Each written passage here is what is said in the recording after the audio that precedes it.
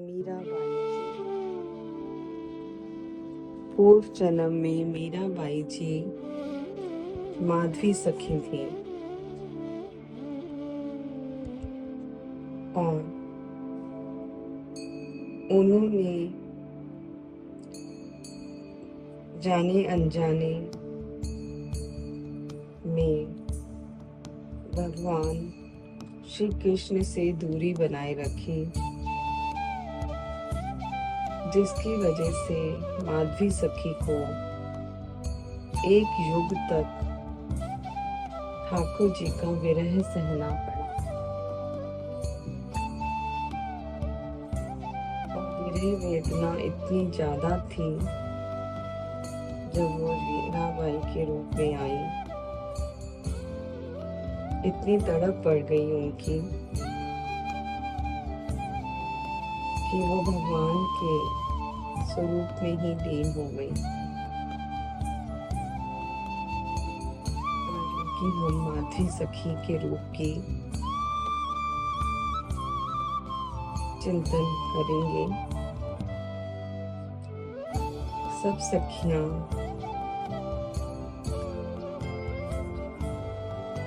ब्रज में पहुंच जाएं और वहां साक्षात बैठे हुए सखियों के रूप में दर्शन करें, सुंदर लीला के अपने प्रत्यक्ष आंखों से देखें, उसको अनुभव करें, भीतर तक अपने अंदर महाभाव को उतारे। ठाकुर जी अपने ग्वाल वालों के संग खेल रहे थे नंदगांव में। श्री दामा मधुमंगल धन सुखा कहना सबके सब खेलने में मग्न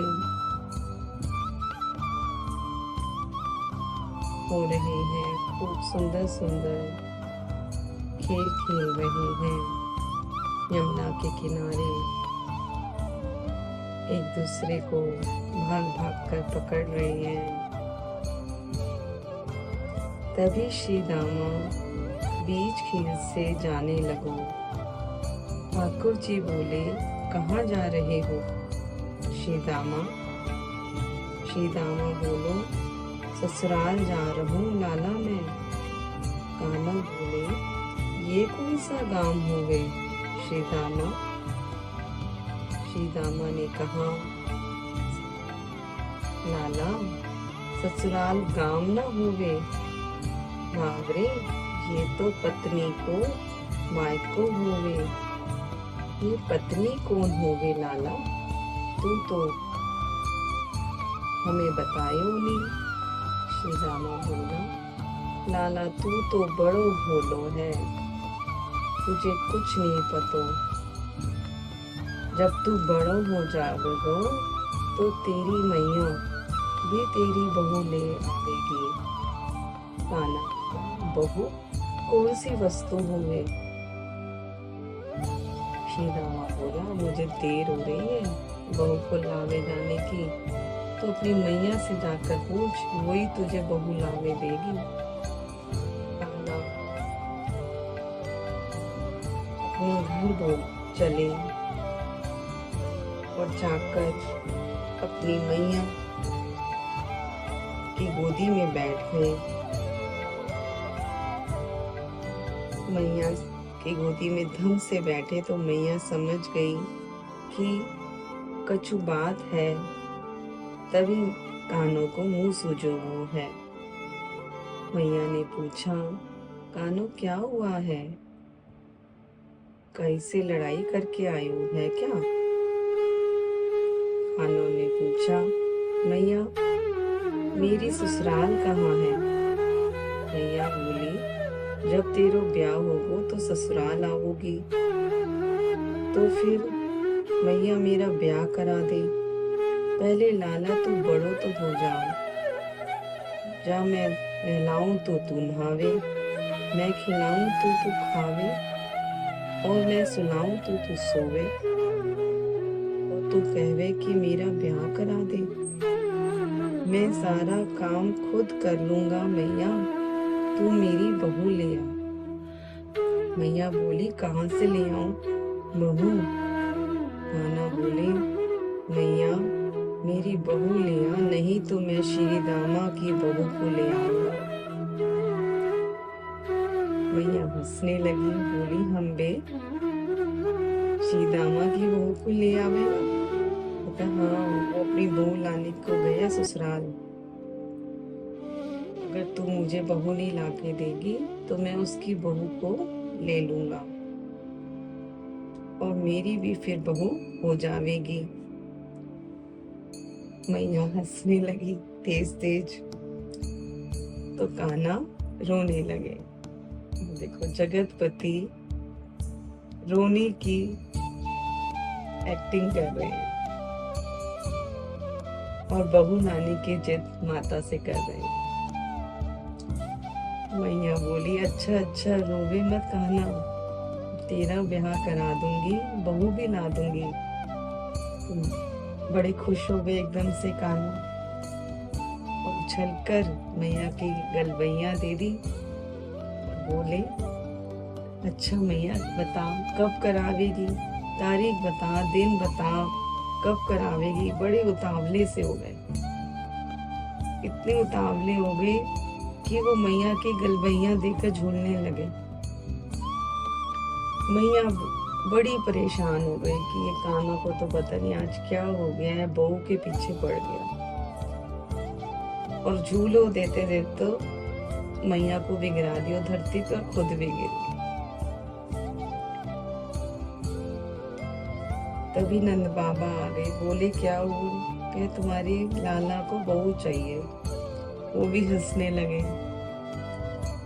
तो कान्हा चिढ़कर बाहर चले गए कि सब मेरी बात पर हंसते हैं और मुझे कोई बहू लाकर नहीं देता। श्री दामा जी अपने ससुराल पहुंचते हैं। श्री दामा जी का ब्याह माधवी सखी से हुआ है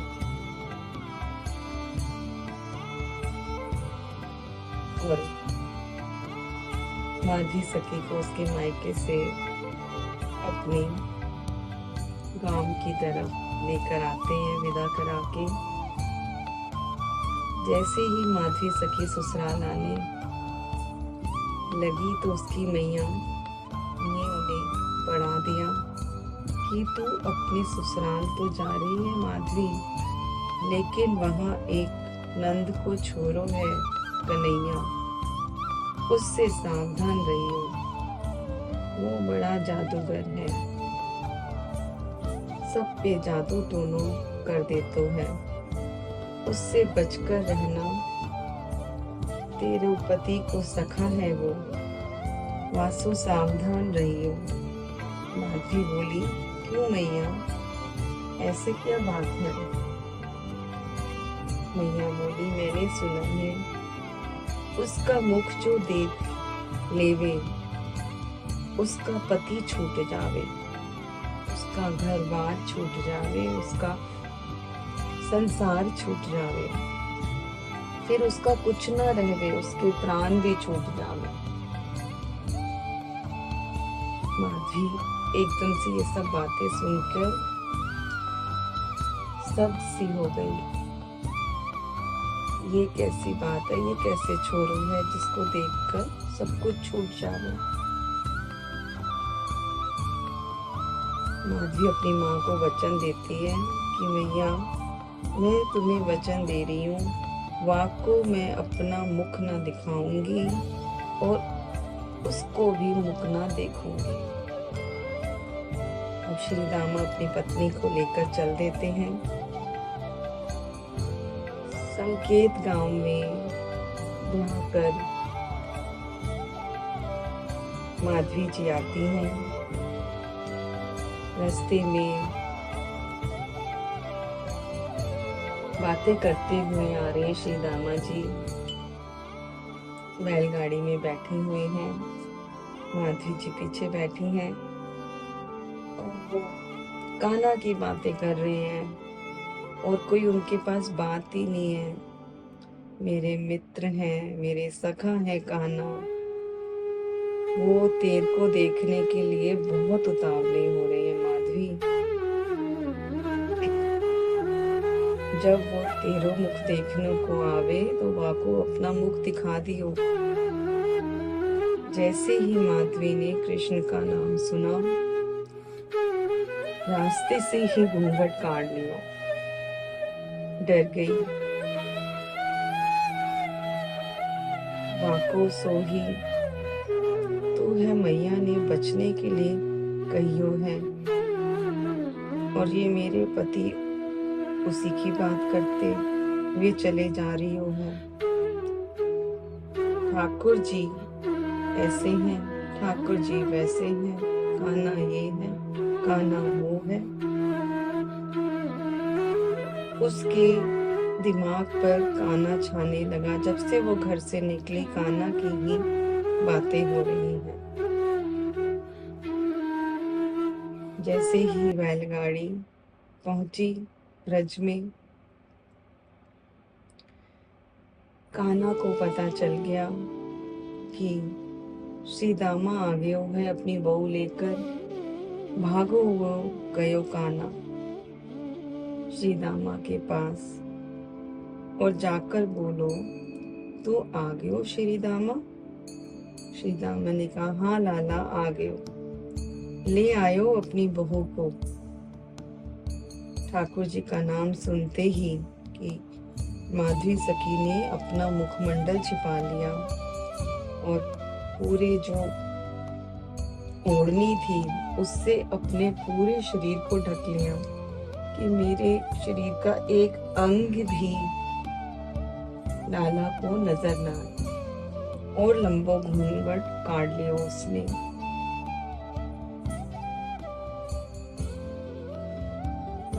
पूछा, कहाँ है तेरी बहू श्री दामा? श्री दामा बोला, वो पीछे बैठी है, जा देख ले उसका मुख। कूदते हुए कान्हा पीछे गए और जाके माधवी सखी के समक्ष बैठ गए और प्रेम भरी बातें करने लगे, प्यारी प्यारी। बहू अपना घूंघट तो हटा, मुझे तेरा मुख देखना है कि बहू कैसी होवे, मुझे ये जानना है। बहू कैसी दिखे, फिर मेरी मैया भी मुझे बहू ला कर दे देगी। बड़े उतावले हो रहे हैं, बड़े खुश हो रहे हैं और माधवी घबराई जा रही है और ज्यादा सिमटे जा रही है। कान्हा जी इधर हुए उधर हुए, वो ना अपना घूंघट उठाए और वो भी इधर उधर होकर बार बार कान्हा से बचती जा रही। बोले, अरे बहू अपना घूंघट उठा, मुखमंडल दिखा, देख तेरे समक्ष कान्हा बैठा है, कान्हा के दर्शन कर ले। संसार में जिससे मुख छुपाना चाहिए उससे तो हम मुख छिपाते नहीं अपना, और जिसे दिखाना चाहिए उससे मुख छिपा लेते हैं। यहाँ पर हमें बहुत अच्छी शिक्षा देते हैं कि भक्ति को हम गोपनीय रखना चाहते हैं, उसे गोपनीय ही रखना चाहिए, उजागर नहीं करना चाहिए। ठाकुर जी से कोई भी संबंधित कोई बात हो, कोई अनुभव हो, केवल भक्तों को बताएं, संसार में ना उजागर करें उसे। तो लाला बड़े प्रसन्न हो रही हैं, पर वो दिखाई नहीं। बहुत देर तक उनकी इसी तरह से लीला चलती रही। कभी वो दाएं हुए, कभी दाएं हुए। श्री दामा जी को उसने आवाज लगाई, लाला ने कहा, श्री दामा तेरी बहू तो मुझको अपना मुखमंडल दिखाई नहीं रही है। तो श्रीदामा ने बोला, माधवी तेरो देवर है, तू भाभी है इसकी, अपना मुख दिखाई दे। माधवी सखी सब सुन रही है पर घूंघट नहीं उठा रही और अपने तन को और जकड़ कर ढक लिया है कि मेरा एक अंग भी कान्हा को दिखाई ना दे जावे, नहीं तो मेरा पति धर्म नष्ट हो जाएगा। मैं उसे अपना मुख ना दिखाऊंगी। भीतर ही भीतर संकल्प करी जा रही है माधवी। उसे ये नहीं पता कि ये संकल्प मुझे भविष्य में कितना दुख देने वाला है।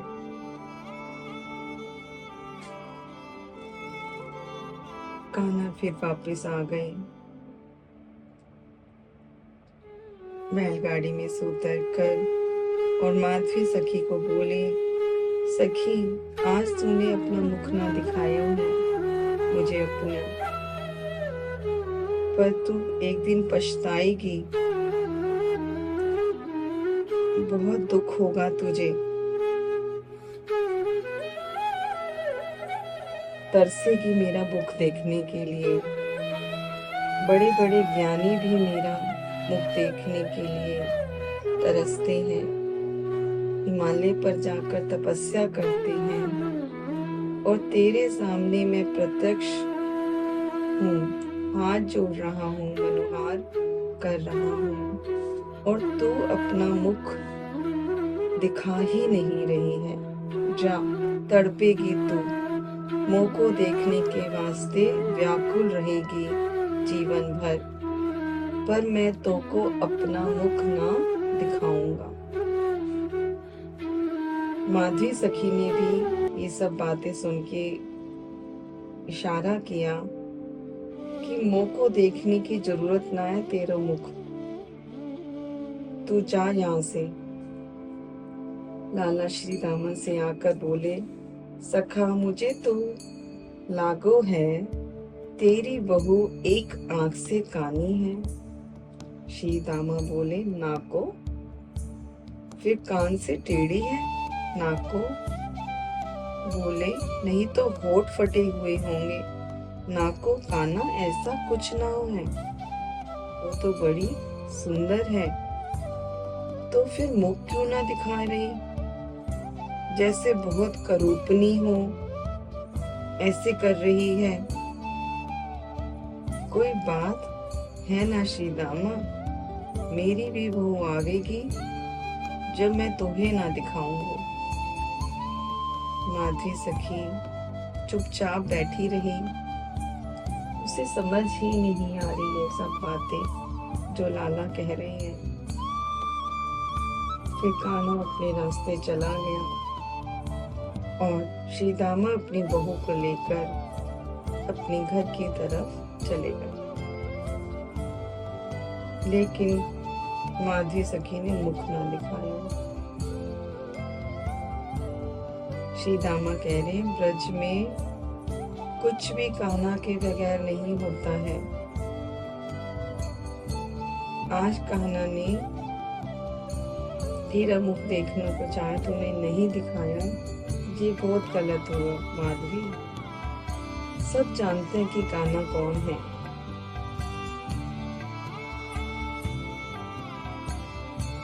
माधवी सोचे, ये कैसा कान्हा है, चारों तरफ सबके डोलते रहते हैं। माधवी सखी अपने ससुराल पहुंची। 2-4 दिन वहां हुए थे उसे आए हुए। उसने देखा कि सब कान्हा की ही बातें करते रहते हैं। जब देखो सबके पास एक ही काम है, कान्हा ये करता है, ये कान्हा वो करता है, कानों ने आज ऐसा श्रृंगार किया है, कानों के गुमराने बाल हैं। सारे दिन कान्हा की ही बातें करते रहते हैं, उसी की चर्चा करते रहते हैं। कान्हा ने ये कर दिया, कान्हा ने वो कर दिया, कान्हा उधर गया, गानों गानों सुन सुनकर माधवी के कान दुखने लगे। माधवी सोचती, ब्रज में तो किसी को कछु काम ही नहीं है, सारे दिन वाको ही चर्चा करते रहते हैं सब। माधवी बोली, तुम सबको कोई काम न है, सारे दिन कानों की ही बात करते रहते हो। गोपियां बोली, सखी तुम्हें कितने दिन हो गए इधर आए? माधवी बोली, 3 महीने हो गए। तूने नंदलालों को अभी देखो ना है? ना तो मैंने उसे देखो है, ना ही मुख दिखायो है, और मैं तो दिखाऊंगी ही नहीं वाको अपना मुख। अपने पति की चर्चा करो तुम भी सब, तुम्हारा पति है, अपने पति के गुण गाओ। तुम पराये पुरुष के बारे में चर्चा करती रहती हो। उन सबको भी माधवी सखी शिक्षा देने लगती है। तो सारी सखियां गोपियां हंसने लगती हैं खिलखिलाकर कि अभी तो ये कुछ पता ना है कि कानों को जब तू मुख देख लेगी ना तब तुझे पता चलेगा। कोई भी कुछ कहता है, माधवी सखी सबकी बातों को अनसुना कर देती है। अभी तेनो वाको मुख देखो ना, तभी तो तेरे मुख से ऐसो वचन निकल रहे हैं। जब तू उस सांवले सलोने का मुख देख लेगी तब तू कोई और बात ना करेगी। तब तुझे पता चलेगा कि तूने क्या किया है। जब वो तेरे चित्त में बस जाओगा तो तुझे पता चलेगा। नैना पलक लागे नहीं रूप देख कर, उसका जब रूप देख लेते हैं तो अखियां झपकना भूल जाती हैं। ऐसा रूप है वाको, ऐसा वो जादूगर है। जैसे ही सखी ने बोला जादूगर, उसके कान खड़े हो गए कि मैया ने भी यही बोला था। कहती है माधवी, मुझे ऐसे जादूगर से नहीं मिलना। गोवर्धन के अंग अंग निरख नैन रहते नहीं। कहती है गोपी, जब तू उनका एक अंग भी देख लेगी ना, पूरे शरीर की तो बात ही अलग है कि सारे अंगों का दर्शन करेगी, पूरे स्वरूप का दर्शन करेगी।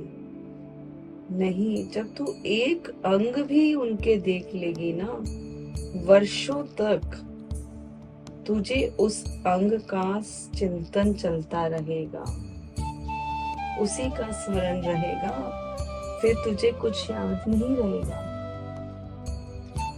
ऐसे सुंदर अंग है काना, इतनी सुंदर आभा है, इतना सुंदर उनका स्वरूप है। सारे अंगों की तीव्रता ही अलग है। उनकी तो अंगों की तेज की बात ही अलग है। कहरी कहो कछु कहत न आवे, चित्त चुरायो रे माधवी।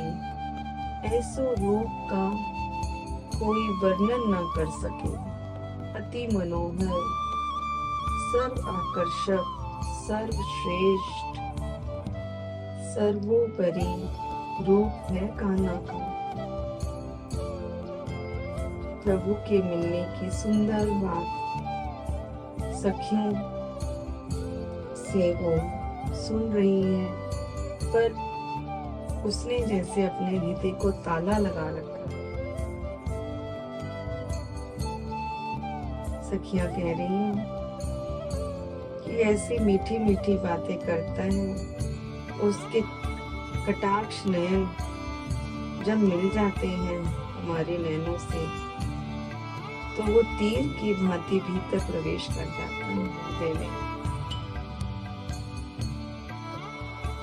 और कभी भी किसी भी रूप में उसका ख्याल करो तो वहीं पर कभी वायु बनकर नासिका में प्रवेश कर जाता है, कभी नेत्रों से रूप बनकर प्रवेश कर जाता है, कभी मुख से प्रसाद बनकर प्रवेश कर जाता है।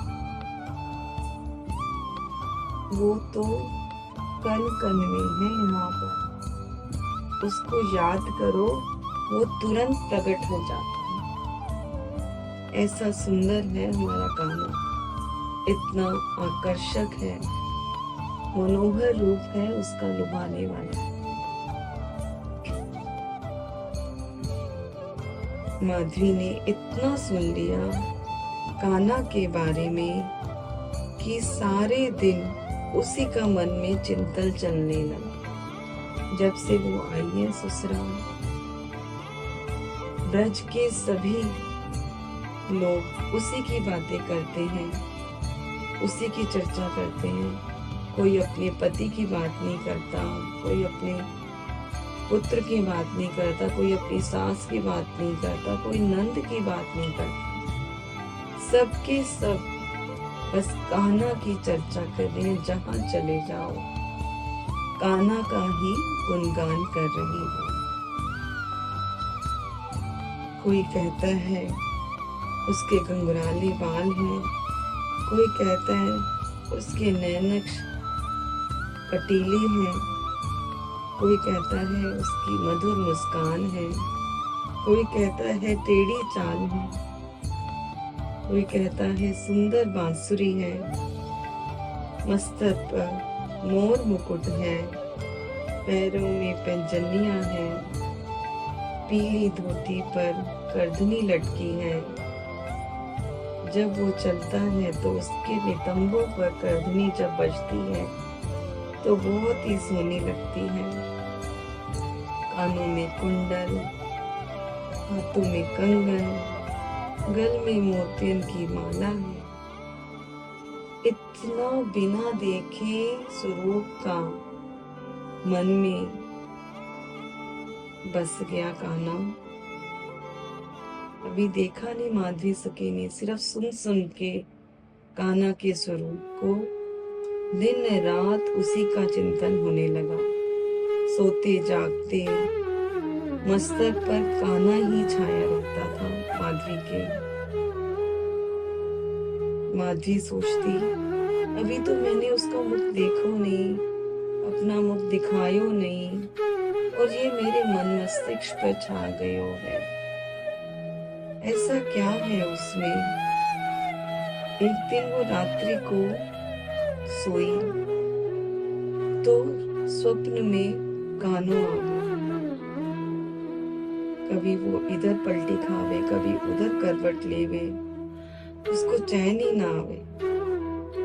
उठकर कानों में उसने रूई डाल ली कि जो ये आवाजें सखियों की उसे आ रही थी कि कानो ऐसो है, कानो वैसो है, तो जब मुझे आवाजें आनी बंद हो जाएंगी तो मुझे निद्रा आ जाएगी। रूई डालकर लेटी तो भी वही चिंतन चल रहा है। बहुत ही ज्यादा वो परेशान हो गई। उसे लगा कि ब्रह्म मुहूर्त होने वालों है। उठी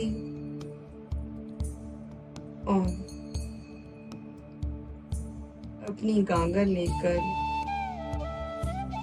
यमुना के तट पर चल दी। जल ढलने के लिए, स्नान करने के लिए अपने वस्त्र उठाए और गागर उठाई। जमुना जी पहुंच गई। जमुना जी पहुंची तो उसे कोई सखी न मार्ग में दिखी और न ही घाट पर दिखी। सोचने लगी कि आज कोई भी नहीं आया,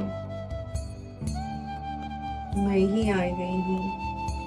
लगता है अभी समय नहीं हुआ।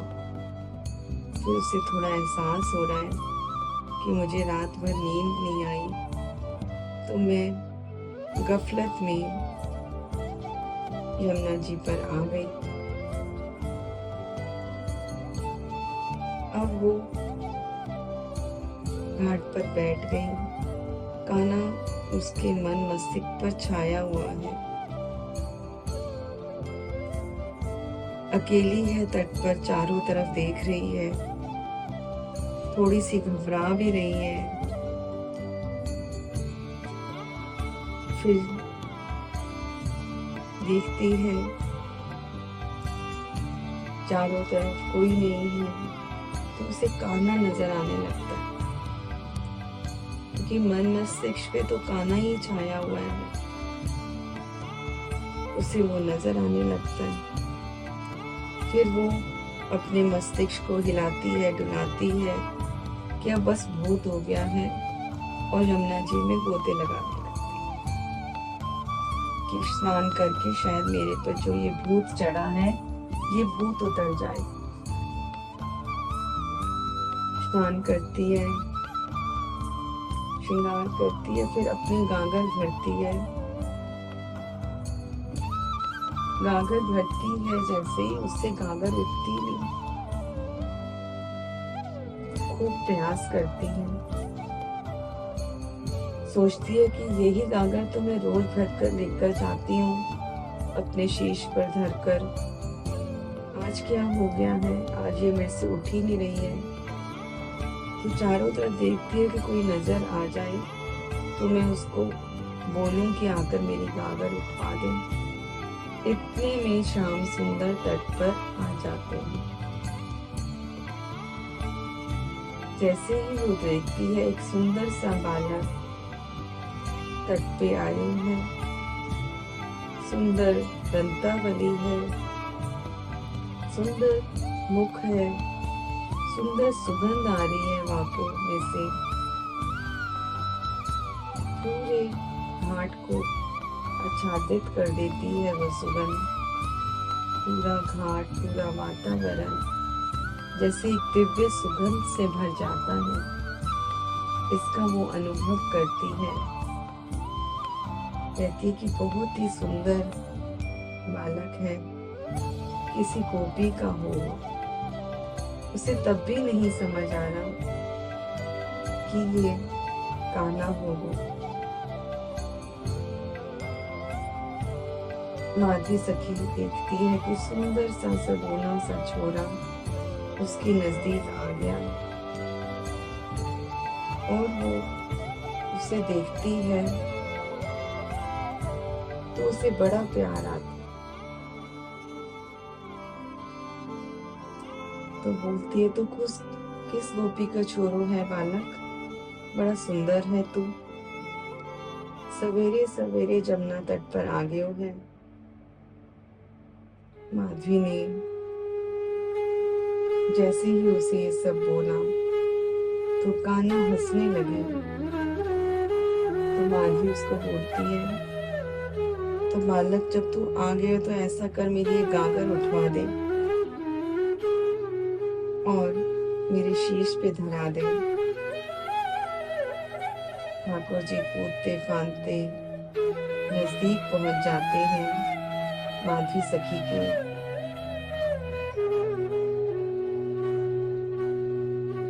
और अपनी हरकतें करने लगते। कभी इधर देखे, कभी उधर देखे। एक बार को तो जैसे माधवी देखती रह गई उनकी सुंदरता को। मन में एक बार भी नहीं आया कि ये तो वही सुंदर बालक हो सकता है या नहीं है, जिससे बचना चाह रही थी। वो ही उसके सामने आकर खड़ा हो गया। बोली, लाला ये मटकी मेरे सर पर रख दे, मोरों से उठ ना रही। ठाकुर जी ने इशारा किया, हाँ ठीक है, उठवा दियो हूँ। ठाकुर जी अपनी भुजाओं से मटकी उठवा रहे हैं और माधवी के शीश पर धर रहे हैं। जैसे ही मटकी उठवाई लाला ने, वैसे वैसे वे लंबे होते चले गए और माधवी के मुख के समक्ष होकर अपने मुख को धर दियो और उसके नेत्रों में देखने लगो। शीश पर मटकी धारण करते ही माधवी ने जैसे ही सामने देखा तो आहा सुंदर मुख कमल देखते ही रह गई सखी। उनके रूप को देखकर एकदम आश्चर्यचकित हो गई, स्तब्ध हो गई। ऐसा आकर्षण था, खींची चली गई उनकी तरफ, सहज न हो पाई। अन्यत्र कहीं मन न गयो, जड़ हो गई। नेत्र से नेत्र मिलते ही अचेत हो गई माधवी। जितना माधवी सखी बचना चाह रही थी, उतना ही लाला ने तीखे कटाक्ष नयनों से उसके हृदय में तीर मार दिए, अपने कटाक्ष नयन चला दिए, मधुर मुस्कान से घायल कर दियो। अब तो माधवी की स्थिति जड़वत मूर्ति की तरह हो गई। रोम रोम के दर्शन हो गयो कान्हा के। गोपियों ने एक दिन पहले ही बताया था कि वो लाला जब दिख जाता है तो क्या होता है। अब कान्हा वहां से दर्शन लेके भाग गए।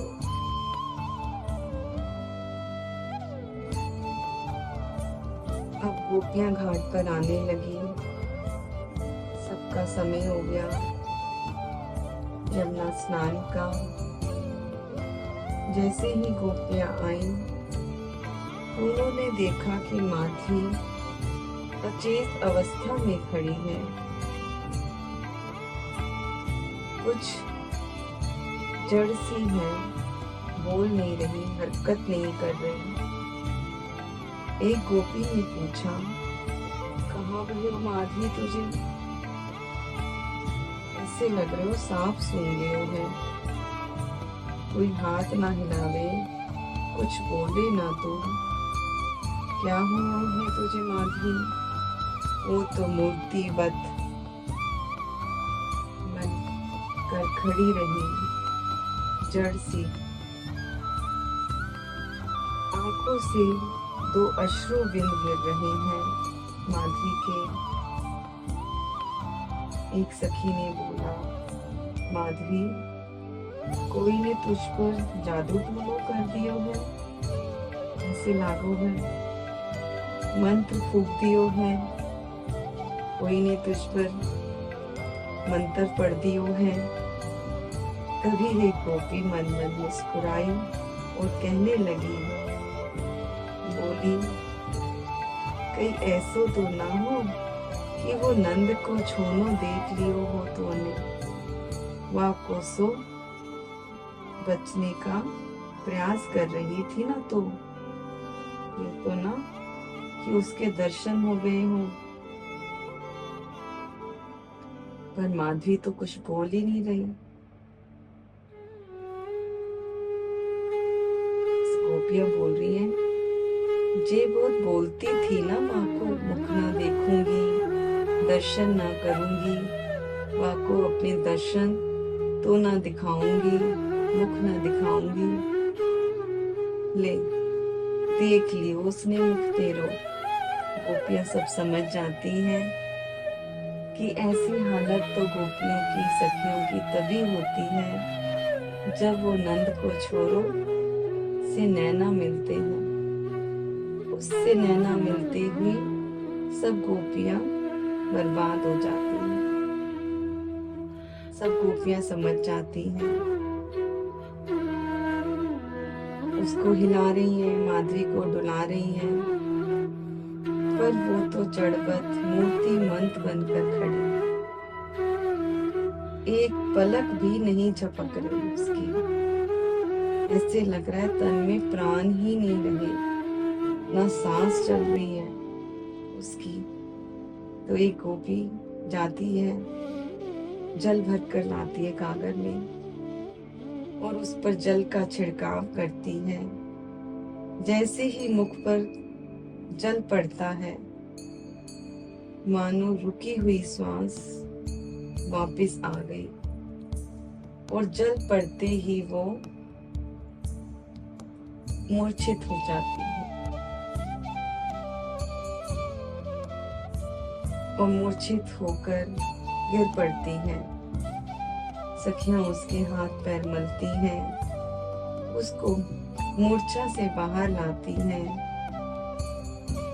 और जैसे ही वो मूर्छा से बाहर आती है चेतन सी अवस्था में कहने लगती है, कहाँ चले गए हो सांवरो बालक। बार बार यही बोलती है और मूर्छित हो जाती है। फिर चेतन होती है, फिर बोलती है, वो बालक कहाँ चलो गए। फिर मूर्छित हो जाती है, उसके तन में प्राण ही नहीं रहे। चेतना आती है और जाती है, ऐसी स्थिति हो गई। सब सखियां उसको बीजना झल रही हैं, हाथ पैर मल रही हैं उसके कि किसी तरह इसकी चेतना लौट आए। सब सखियां चिंतित नहीं हो रही, बल्कि हंस रही हैं, मुस्कुरा रही हैं, प्रसन्न हो रही हैं कि क्या हो गया हमारी सखी को, कान्हा के दर्शन हो गए हैं। सब खुश हो रही हैं और हंस हंस के उसको हवा कर रही हैं, पैर मल रही हैं, हाथ मल रही हैं उसके। जैसे ही माधवी चेतना में आती है बोली, तब तुम सब तो मुस्कुरा रही हो और मुंह को ज्वर चढ़ रहे हो। मुंह सो चलो नहीं जा रहो, मुंह सो उठो नहीं जा रहो। मेरी ऐसी स्थिति देखकर तुम सब मुस्कुरा रही हो। तो एक गोपी बोली, तेने और कोई लाला न देखो, जासो तू बचना चाह रही थी, वही आगो है तेरो पास। वही श्याम सुंदर नंद को लालो, यशोदा मैया को कानो, वही तेरो खसम को मित्र। ठाकुर जी आयो है तेरे पास। माधवी अब तो बेचैन हो गई, मैं क्या करूं, मैं कहाँ जाऊं। वो को घबराहट हो रही है, बार बार अचेतन हो रही है। सबने उपाय किए पर माधवी बोली, अब एक ही उपाय है, वाको पास मेरे को ले चलो, वाको मुख दिखा दो मोको, तभी मोको चैन आवो हो। मेरो मन गिरधर छवि पर अटक्यो, लगन लगी घनश्याम की, मेरो मन गिरधर छवि पर अटक्यो। ऐसी स्थिति हो गई माधवी की, पैर कहीं धरती तो जाते कहीं, जित देखे उत ही वह भावे। मेरे भाव की चाहे प्रशंसा करें चाहे निंदा, मुझे कोई मतलब नहीं। लगन लागी घनश्याम की, माधवी अब संसार के काम की नहीं रही। बांबरी हो गई, बोली नंद नंदन के पास ले चलो। गांव में गोपी जल भरने जाती तो बहाना लगाकर धूप में चलने लगती और बेहोश हो जाती। फिर लाला आता और ओके कान में कोई मंत्र बोलता, गोपी खड़ी हो जाती। गोपी को चेतना आ जाती, कान्हा गोपियों की चिकित्सा करता और घूमते हुए हर पल कभी कोई गोपी गिरी हुई है, कोई मूर्छित हो गई है, कोई कहती है एक बार एक वो मंत्र मेरे काना में बोल दे काना। सब उसकी दीवानी। कोई गोपी ने एक दिन पूछा कि वे काना कान में कौन सा मंत्र फूके कि सब ठीक हो जाए। ये जो गोपी है वृद्ध है थोड़ी सी, बीमार है। तो कहती है मैं थोड़ा ज्यादा बीमार होकर देखूं और कान्हा आएगा मेरे कान में बोलेगा तो मुझे पता चलेगा कि क्या मंत्र बोला।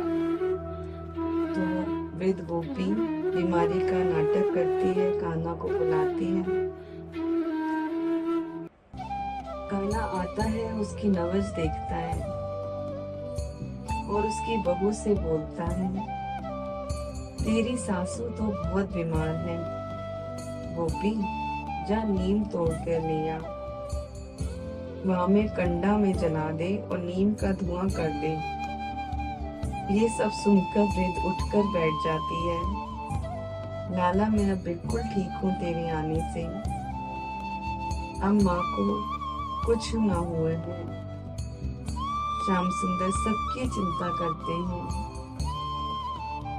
सबकी चिकित्सा करते हैं, वृद्धा की तरफ देखकर मुस्कुराते हैं, बोलते हैं मैया अब मैं आ गया हूँ, अब तो ठीक हो जाएगी। तभी सब सखियां गोपियां दौड़ती हुई कान्हा के पास आती हैं और कहती हैं श्याम सुंदर से, सबकी चिंता करते हो, वहां पर माधवी सखी अचेत पड़ी है, सुबह से जब तुम्हारे दर्शन किए हैं उसे होश ही ना आया। श्री दामा की बहू है, बाप को तो मैं अपना मुख कभी ना दिखाऊंगा, वाह को पड़ी रहने दे। कान्हा बड़ा चिढ़कर बोलते हैं, वाह को पड़ी रहने दे, वाह को तो मैंने वचन दिया है, वो मेरे मुख को देखना भी चाहेगी ना, तब भी मैं उसको अपना मुख ना दिखाऊंगा। लाला उसकी खातिर ना जाए। सब सखियां बड़ी मनोहार करती हैं लाला की, पर वो कहता है ना मैं ना जाऊंगा।